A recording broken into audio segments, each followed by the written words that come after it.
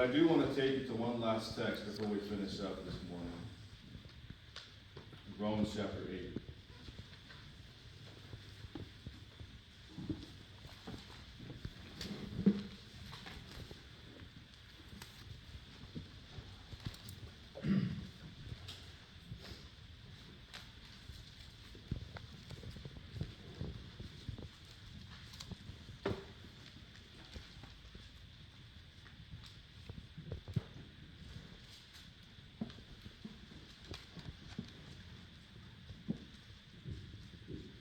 I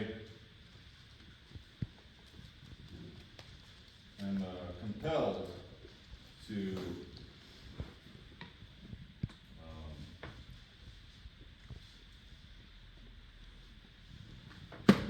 cut a couple of things out because the potluck's coming up,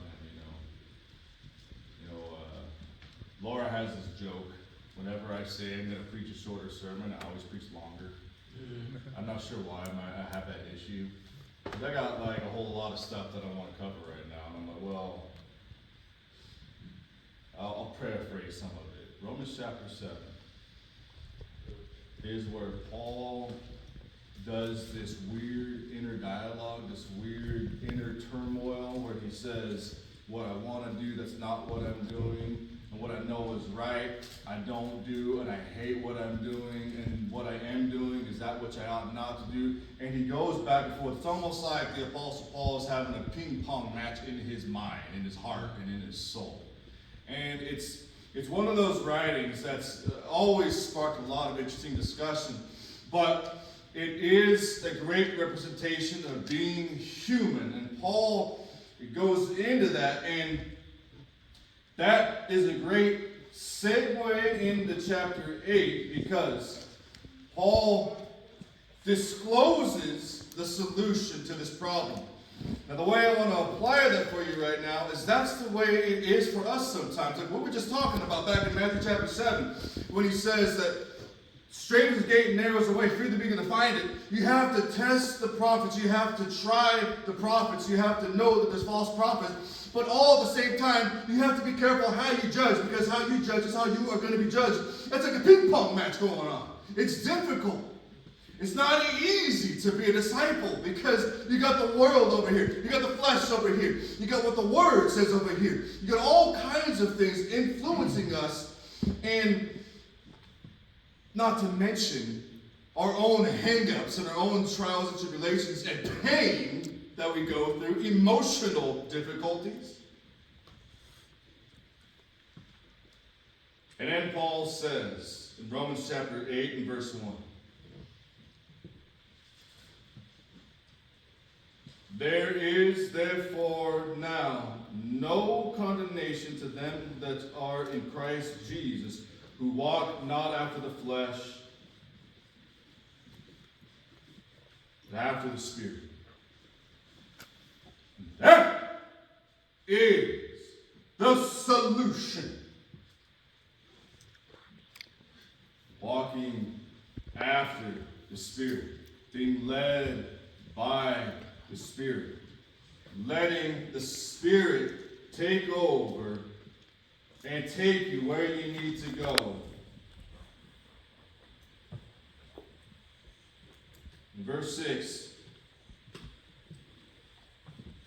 he says, for to be carnally minded is death, but to be spiritually minded is life and peace.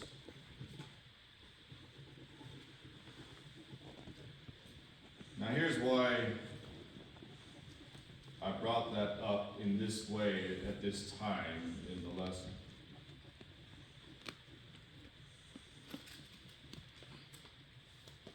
First off, I want you to understand and realize the full circle that we're taking, because we started the lesson with John chapter 6, where Jesus speaks the words. The words that I speak to you, they are spirit, and they are life. Here we have Paul confirming the same thing, saying, when you walk after the Spirit, you have no condemnation. And then those that walk in the Spirit, they have life and peace. Take notice that the Spirit is the Word, and the Word is the Spirit. That's the full circle. And what that does is it removes our need and responsibility to try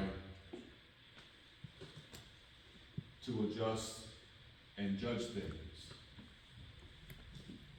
You don't have to do that. You just have to trust what God said. I'm going to take you to a lot of different examples of how that works and why that's so important.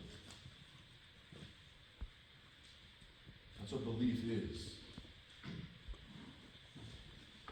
A few Sundays ago, I preached a sermon out of Matthew 11.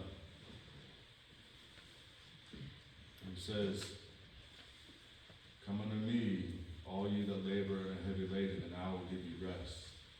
Take my yoke upon you and learn of me, for my yoke is easy and my burden is light." You understand that when you let the Spirit lead you, it makes life easier. It makes it easier on you.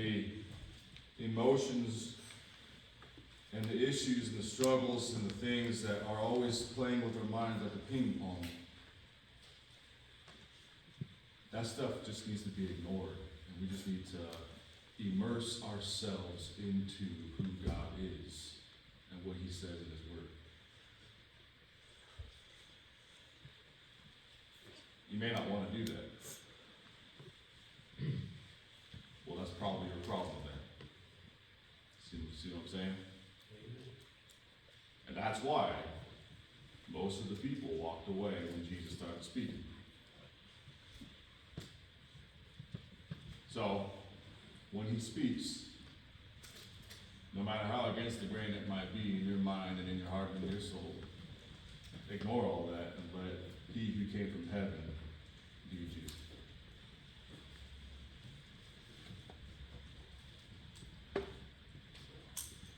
At this moment, turn your attention to the invitation song and invite you to ignore any of the secular ideas that you may have